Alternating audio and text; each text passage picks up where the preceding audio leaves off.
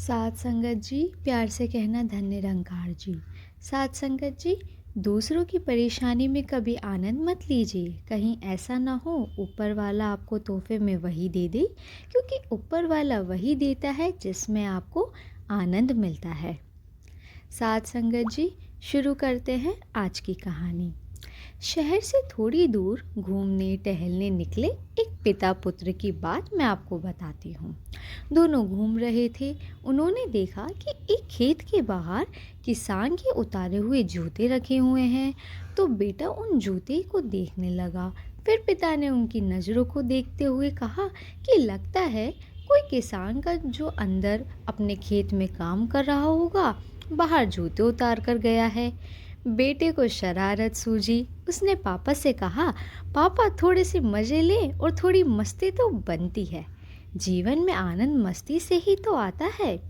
पिताजी ने उसकी तरफ यूं देखा और छुपा देता हूँ।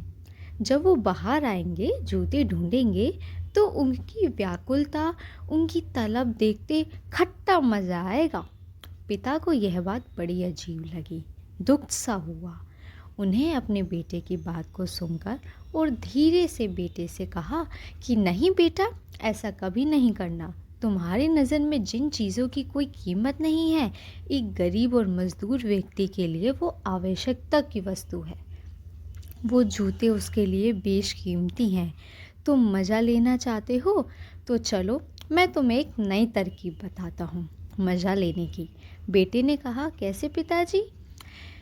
कहा, कुछ सिक्के लेते हैं और ये सिक्के उसके जूते में रख देते हैं, फिर देखते हैं हमारे इस काम का क्या प्रभाव उस मज़दूर पर पड़ता है। बेटे ने कहा, ठीक है। जूते में कुछ सिक्के डालकर पिता और पुत्र दोनों झाड़ी के पीछे छुप गए। पिता ने कहा कि अब आएगा मज़ा, अब देख लेते हैं क्या होता है। कुछ देर बाद काम होने के बाद मज़दूर खेतों से बाहर निकला। एक जूते में पैर डाला तो उसे हिसाब से कुछ कठोर सा पड़ा हुआ महसूस हुआ।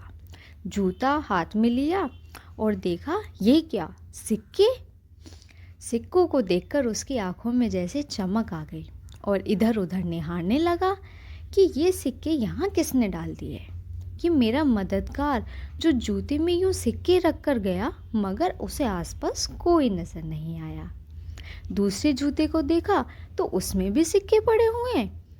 दोनों जूते में सिक्के हाथ में निकाल लिए और घुटने के बल ज़मीन पर गिर गया और फूट फूट कर रोने लगा।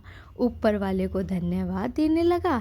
कहता है कि ईश्वर, शायद तुमने ही किसी को अपना दूत बनाकर मेरी मदद के लिए भेज दिया होगा। जब मुझे इन पैसों की, सिक्कों की इतनी ज़रूरत है, तब तुमने मुझे दे दिया। ईश्वर, मैं तुम्हारा कोटि कोटि धन्यवाद करता हूँ। आज इन सिक्कों की मदद से मेरी बीमार पत्नी की दवाई मिल पाएगी और मेरे बच्चे भी भूखे नहीं रहेंगे। उसकी आंखों में आंसू थे और यह देखकर उस बच्चे की आंखों में भी आंसू आ गए और पिता के गले रखकर रोने लगा। उस दिन उसने अपने पिताजी से कहा कि आज मैं आनंद का असली मतलब समझा हूँ। उसके पिता ने भी उसे यही समझाया कि असली आनंद किसी को परेशान करने से नहीं मिलता, बल्कि सुख देने से मिलता है। हम में से कई लोग मजाक में टीजिंग कर लेते हैं, एंटरटेनमेंट का ज़रिया समझते हैं, कहीं ना कहीं किसी भी रूप में। अगर आप किसी को हर्ट कर रहे हैं, चोट पहुंचा रहे हैं और बाद में उसे मजाक का नाम दे देते हैं, तो ये सही नहीं है। अगर आपको ज़िंदगी में मज़ा चाहिए, आनंद चाहिए, तो किसी को सरप्राइज़ करके देखें।